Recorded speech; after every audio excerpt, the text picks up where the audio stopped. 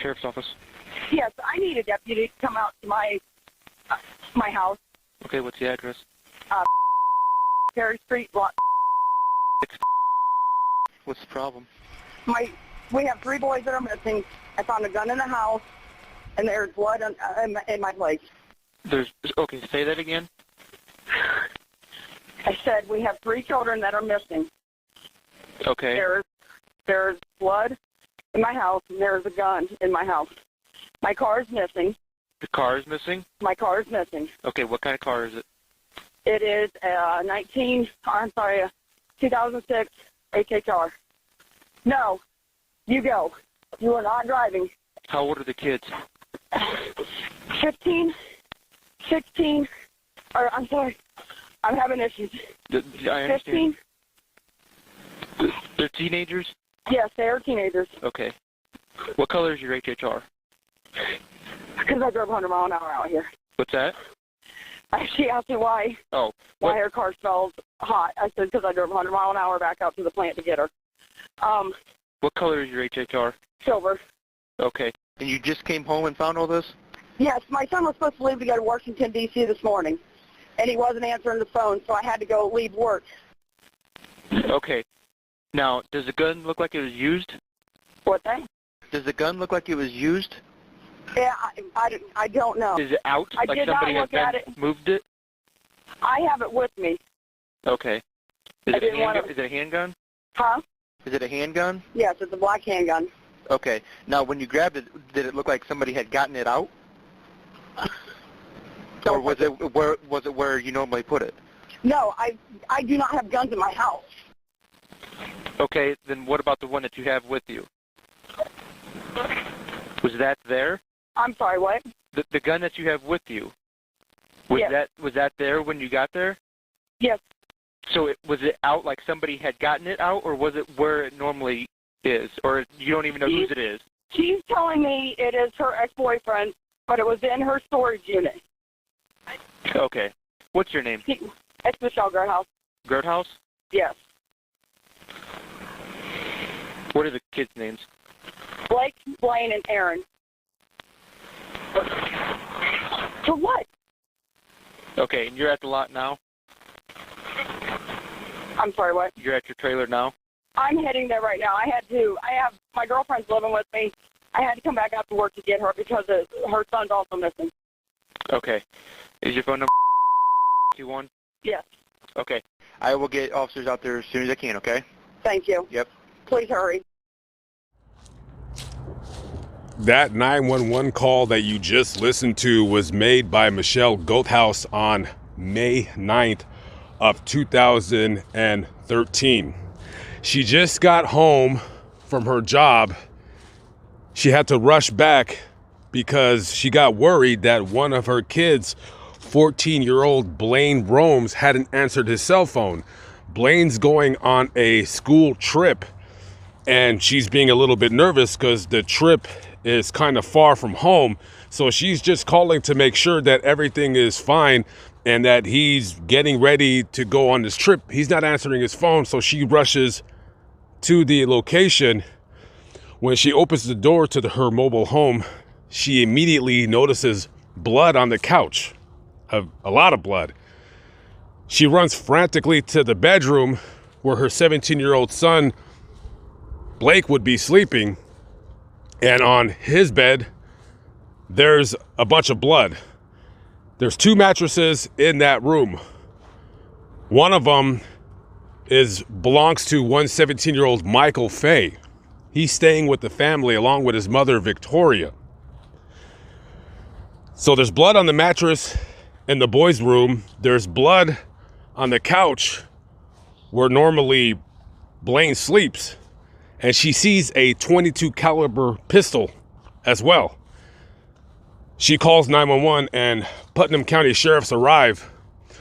When they start checking out the mobile home, they see what looks like a blood trail leading from the living room and the bedroom going out towards the back door. On the ground, the blood ends where these tire tracks are. Immediately, the Putnam County sheriffs, they put out an Amber Alert for all three boys, 17-year-old Michael Fay, 17-year-old Blake Romes, and his 14-year-old brother Blaine. Now, it would be about 4 hours later when Michael, who was about 120 miles away at a gas station in Columbus, they catch up to him and they immediately take him back over here to Ottawa. Now, they're asking him, where are the two brothers at? Where's Blake and Blaine? And it did not take him too long to find out the sordid details in this double murder story. So he immediately says, I don't know what you're talking about. I don't know what you're talking about. And then it turns into, I shot and killed them. Two kids who were supposed to be like brothers to him, shoots and kills both of them.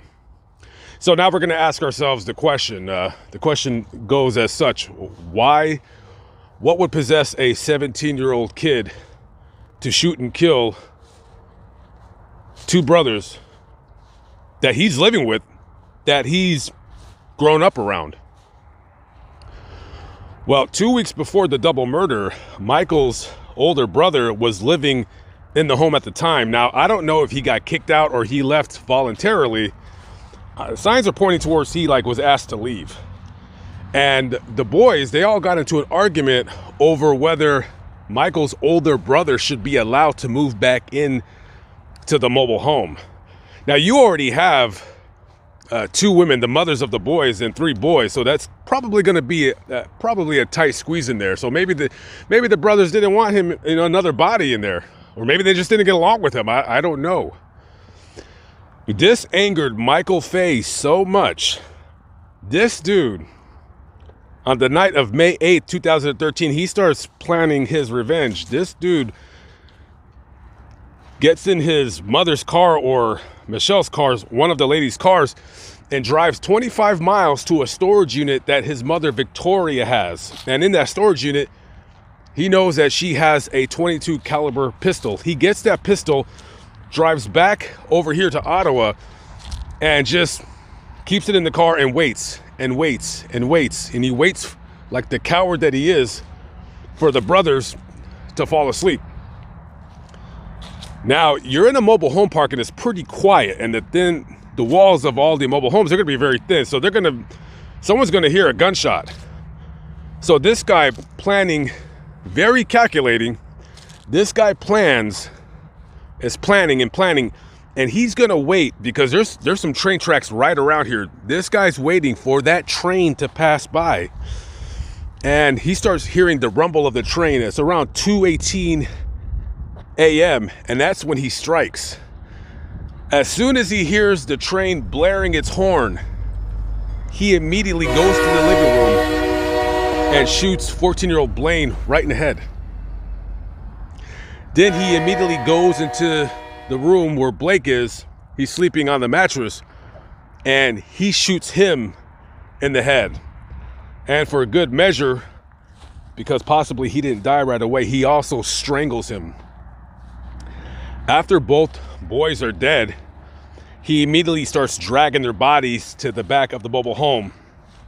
He hides 14-year-old Blaine's body under the skirt of the mobile home in a crawl space. And then he throws Blake's body in the vehicle that he's driving, drives about a mile east outside of town, and just throws him right off the County Highway 7 right into a ditch. And then he drives the 120 miles to Columbus, and that is where eventually he was arrested. So eventually, the court charges Michael as an adult, and the trial would commence about, I want to say, later on that year in November, and he immediately is found guilty. Now, the prosecutor in the case, they're not gonna seek the death penalty, so they're gonna wait, and they're gonna offer him maybe a better deal, or maybe he was just convicted. I want to say they just offered him a deal just to plead guilty to avoid everything, but he gets charged with the aggravated murders of the boys. But however, they dropped the charges of abuse of a corpse and motor vehicle theft. And he is sentenced to double life in prison. Now, he is eligible for parole. He will be going up to the parole board, the Ohio Parole Board, when he's 78 years old. 78 years old. And of course, you know, the defense attorneys, they're bringing up Michael's past, how he was molested as a kid. He was abused. He has PTSD. He suffers from depression, all this, that, and the third, which is the kind of nonsense that I personally get tired of hearing. I'm really getting tired of hearing people's excuses about what has been done to them.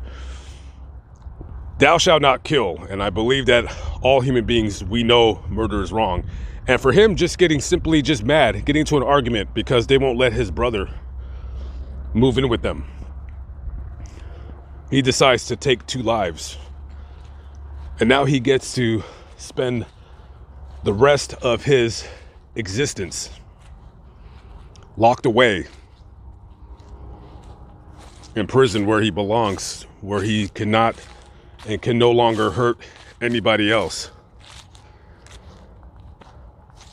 Absolutely just, and this was a story, I just randomly ran into this. I just was driving down the road right here and I just randomly came to this cemetery. I have never heard of this story. To kill 2 people for an argument.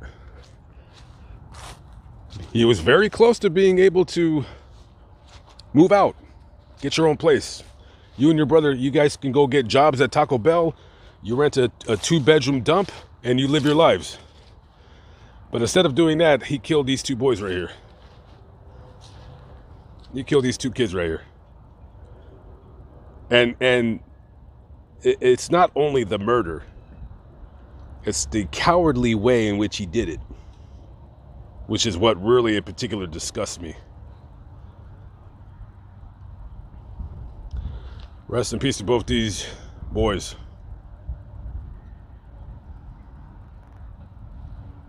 All right, guys, I'm out of here. I'm hitting the road.